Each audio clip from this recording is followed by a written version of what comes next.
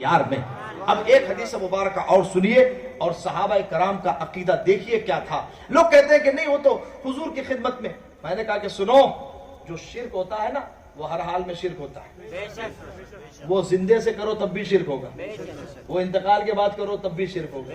ایسا کوئی شرک نہیں لاؤ، ایسا کوئی شرک نہیں بتا سکتے، ایسا کوئی شرک ہے ہی نہیں ہے کہ جو زندے کے ساتھ تو جائز ہو جائے اور انتقال کے بعد وہی شرک بن جائے. یہ پوائنٹ ذہن میں رکھیے گا. شرک ہر حال میں شرک ہوتا ہے. کیا ہوتا ہے؟ شرک ہر حال میں شرک ہوتا ہے. اگر زندے سے مانگنا شرک، اگر مردے سے مانگنا شرک، تو زندے سے بھی مانگنا شرک. جی ہاں، ایسا نہیں ہے اسلام میں کوئی اصول کہ وہ کام اگر تم انتقال کے بعد کسی سے کرو تو وہ شرک ہو جائے اور وہی کام زندوں کے ساتھ کرو تو شرک نہ ہو. یہ تقسیم انہوں نے اپنے طور پہ بنائی تھی. بات سمجھ میں آئی؟ اس کو ذہن میں رکھیے. ایک صحابی رسول ہے حضرت جابر ابن عبداللہ. کیا نام ہے؟ حضرت جابر ابن عبداللہ. یہ ان کے والد حضرت عبداللہ جنگ احد میں شہید ہو گئے اور یہ بخاری شریف کی حدیث مبارک کتاب المغازی کی ہے. حدیث نمبر 4000 کچھ ہے. ویسے ہم نمبر یاد نہیں رکھتے کیونکہ ہم حدیث کا مطلب مفہوم صفحہ باب بتاتے ہیں. ہم پیج نمبر اور ورس نمبر اور حدیث نمبر والے نہیں ہیں کیونکہ حدیث کا ہم پورا حدیث پڑھ کے بتائیں. حضرت جابر رضی اللہ تعالیٰ عنہ کے والد حضرت عبداللہ کا انتقال ہو گیا. بہت ساری بیٹیاں چھوڑی، بہت سارا قرض ان کے اوپر تھا، بہت سارا بیٹس قرض یہودیوں سے لیا ہوا. اب یہودی تقاضا کر رہے تھے. چھوٹا سا باغیچہ تھا، چھوٹا سا گارڈن تھا اور اس میں وہ کھجور کے درخت لگائے ہوئے تھے. اب جب کھجور کے پکنے کا وقت آیا تو جس کا قرضہ تھا وہ ہر یہودی آیا ان کے پاس، کہا میرا ضرور دینا، کسی کا دو نہ تو میرا ضرور دینا. اور قرضہ کئی ہزار درہم میں تھا. کتنا تھا؟ کئی ہزار درہموں میں قرضہ تھا اور کئی یہودیوں کا تھا. حضرت جابر رضی اللہ تعالی عنہ جب کھجوروں کے پکنے کا وقت قریب آیا، کھجوریں توڑ لی، آٹا نہیں، تقسیم نہیں کیا، سیدھے حضور کی بارگاہ میں. بخاری کی حدیث ہے، یہ بھی تو پڑھو نا بخاری میں. بے عشق محمد جو پڑھتے ہیں بخاری، آتا ہے بخار، ان کو بخاری نہیں آتی. حضور کی محبت میں پڑھو گے تو بخاری کا مطلب سمجھ میں آئے گا، بخاری کا عقیدہ سمجھ میں آئے گا. اور مزے کی بات یہ بتا دوں میں کہ امام بخاری بھی غیر مقلد نہیں تھے، امام شافعی کے مقلد تھے. ہاں جی، وہ اپنے موقع پہ میں بیان کروں گا کہ کوئی بھی حدیث کا امام غیر مقلد گزرا ہی نہیں ہے. ہاں، امام کی بات کر رہا ہوں میں. جیسے چلت پھرت والے کچھ پیدا ہوئے، ابن تیمیہ وغیرہ، البانی، اس طریقے کے لوگ، یہ گمراہ ہے خود. ہم محدثین کے اماموں کی بات کر رہے ہیں. جتنے امام علم حدیث کے امام، وہ سارے کے سارے مقلد. جی ابھی ہم بتائیں گے آپ. تو امام بخاری خود شافعی ہے، تو آپ تو کوئی ایسے کی حدیث لاؤ جو کسی کا مقلد نہ ہو. تم کو تو شرم آنی چاہیے کہ امام بخاری کا نام لیتے ہوئے، کیونکہ آپ کے نزدیک تو وہ بھی مشرک ہے کیونکہ امام شافعی کی تقلید کرتے تھے. آپ کے نزدیک تو تقلید کرنا ہی شرک ہے، تو تقلید جو کرے مشرک، تو مشرک کی حدیث کیوں پیش کرتے ہیں؟ بخاری ہاتھ دھو لو اس سے. مسلم شریف یہ بھی شافعی ہے. امام ترمذی یہ بھی شافعی. جی ہاں، ابن ماجہ، موطا امام مالک خود مجتہد امام ہے. امام شافعی، امام احمد بن حنبل مسند امام احمد کی حدیث پیش کرتے ہیں، وہ خود مجتہد امام ہے. ابن ماجہ ہوں، ترمذی ہوں، دارقطنی ہوں، امام نسائی ہوں، یہ سارے مقلد. امام طحاوی ہوں، امام طحاوی یہ بخاری وغیرہ سے بہت پہلے کے ہیں اور مجتہد کے درجے پر، فقاہت کے درجے پر، اور حنفی امام المحدثین ہے. اب بخاری شریف کی حدیث ہے یہ. حضرت جابر حضور کی خدمت میں حاضر ہوئے، عرض کیا یا رسول اللہ، میرے ماں باپ آپ پہ قربان. صحابی کا عقیدہ دیکھیں، ایمان صحابی سے لینا ہے. آمنو کما آمن الناس، نظریہ وہ رکھنا ہے جو صحابی. اور آج کے زمانے میں سوائے اہل سنت کے کسی کا یہ عقیدہ نہیں ہے. آپ ہو تو بتاؤ کوئی لا کر ہم سے بات کریں. یہ صرف سنیوں کا عقیدہ ہے کہ حضور دافر البلا ہے. حضرت جابر رضی اللہ تعالیٰ عنہ نے عرض کیا یا رسول اللہ بہت قرضہ ہے. اللہ کے رسول صلی اللہ تعالیٰ علیہ وسلم نے فرمایا کہ جب تک میں آؤں نا تقسیم نہیں کرنا. میرے آقا صلی اللہ علیہ وسلم تشریف لائے, کس شان سے آئے. حدیث میں ہے کہ ایک طرف حضرت ابو بکر صدیق, ایک طرف حضرت عمر فاروق, دونوں ساتھ میں آ رہے ہیں. شیخین کریمین ساتھ میں ہیں.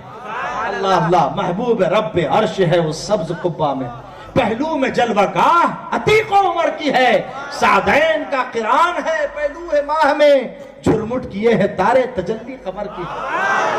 یہ ایسے ہی ایک دن رسول اللہ صلی اللہ تعالی علیہ وسلم مسجد نبوی سے باہر تشریف لائے. ایک ہاتھ میں حضرت ابو بکر کا ہاتھ ہے, دوسرے ہاتھ میں حضرت عمر فاروق کا ہاتھ ہے. ارشاد فرمایا ہاکذا نبعث یوم القیامہ, میدان محشر میں بھی میں ایسے ہی آؤں گا. ذرا زور سے کہو نا محبت سے سبحان اللہ. نہیں مزہ آ رہا ہے سنیو؟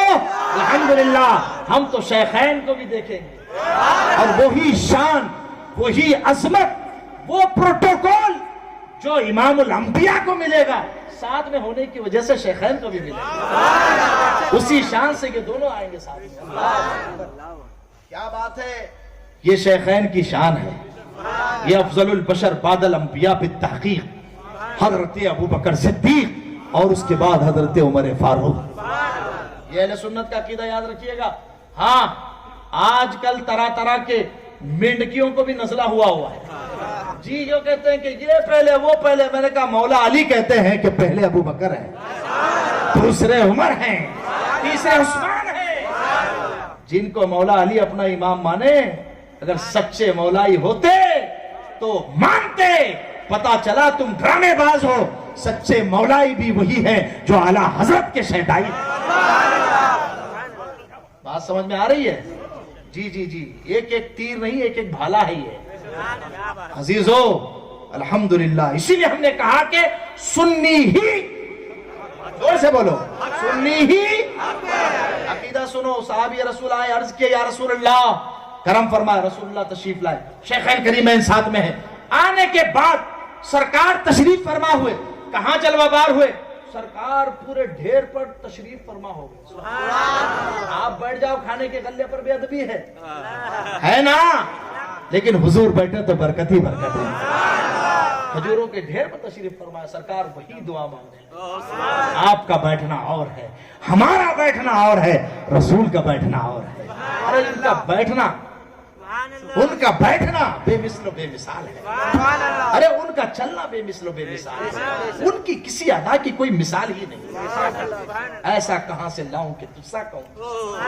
یہ بھی اہل سنت کا عقیدہ ہے کہ حضور بے مثل ہے. ہم اور یہی صحابہ کا عقیدہ تھا کہ حضور بے مثل و بے مثال ہے. سرکار تشریف فرما ہوئے, دعا فرمائی. دعا فرمائی, دعا بھی کرنا ہے. اور اس کے بعد سرکار تشریف مسجد نبوی تشریف. اب حضرت جابر کا تیور دیکھیں, جتنے قرض خواہ تھے سب کو بلا لیا.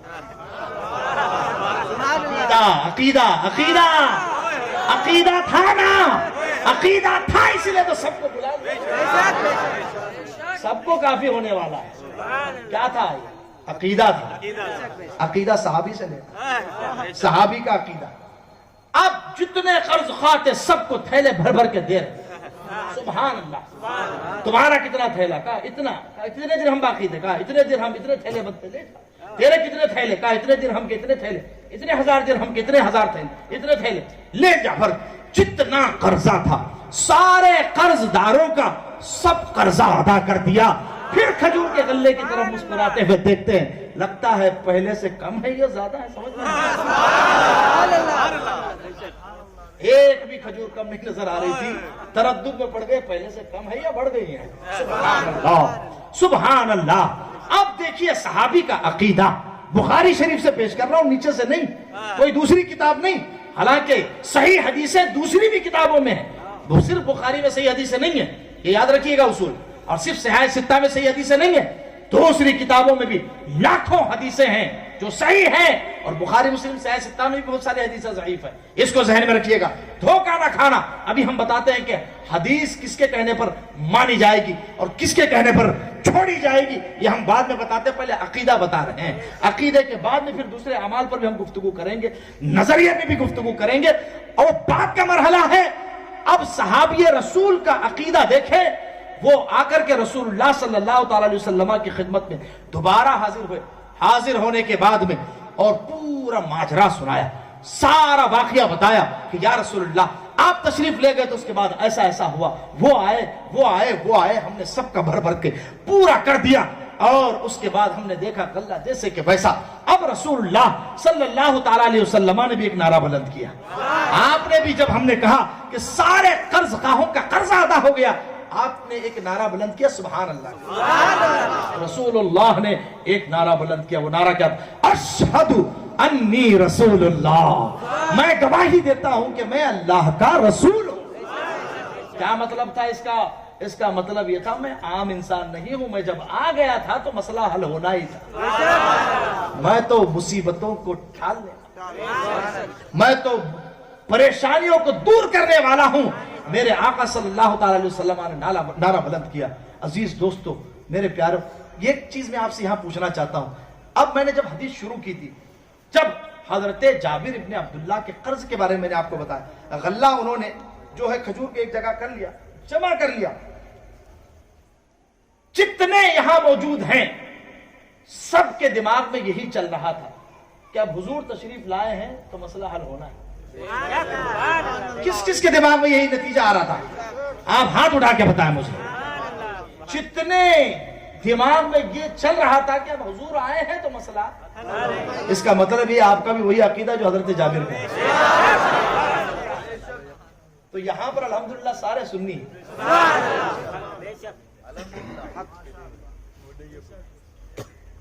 اور جو تھوڑا سا ادھر ادھر ہلا ہوا وہ تو مضبوط ہو کے جائے گا انشاءاللہ. ذرا بولے نا سبحان اللہ. کیونکہ ہم تو عقیدہ وہاں سے بیان کر رہے ہیں جہاں کوئی شک و شبہ کی گنجائش نہیں. حدیث مبارکہ رسول اللہ صلی اللہ تعالی علیہ وسلم کے صحابہ کی اور عقیدہ ان کا، نظریہ ان کا. اگر یہ بات سمجھ میں آ گئی تو بعد والے مسئلے تو یوں ہی حل ہو جائیں گے. مسئلہ تو سب سے پہلے عقیدے کا ہوتا ہے. عزیز دوستو، اب یہ حدیث مبارکہ آپ نے سماعت فرمائی. اب اتنا ہی نہیں، رسول اللہ صلی اللہ علیہ وسلم نے حضرت جابر کو بھیجا، کہا جاؤ یہ خوشخبری ابو بکر و عمر کو بتاؤ، وہ بھی تو ساتھ میں آئے تھے. تو یہ جا کر کے وہاں پر حضرت ابو بکر کے پاس، حضرت عمر فاروق کے پاس جا کر کے انہوں نے پورا واقعہ کہہ سنایا.